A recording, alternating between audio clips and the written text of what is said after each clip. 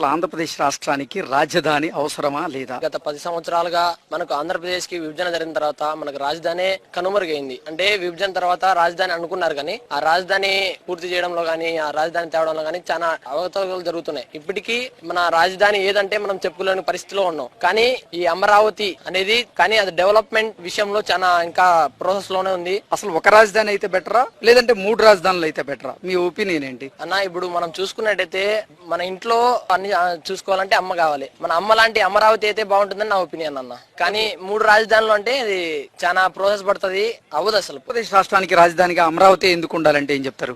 అమరావతి ఎందుకు ఉండాలంటే అన్ని జిల్లాలకు అన్ని దానికి సదుపాయంగా ఇదిలో ఉండేది విజయవాడ ప్రాంతం కాబట్టి అమరావతి అక్కడ ఉంటే మంచిగా ఉంటది, అందరికీ సౌకర్యంగా ఉంటుందని నా ఒపీనియన్ అన్న. ఏదైతే మనం capital city middle of the Andhra Pradesh ఉంటే గన అందరికీ సదుపాయాలు గానీ ఇతర డిపార్ట్మెంట్ల వైజ్ గానీ అందరికీ కనెక్షన్ బాగుంటదని నా ఒపీనియన్.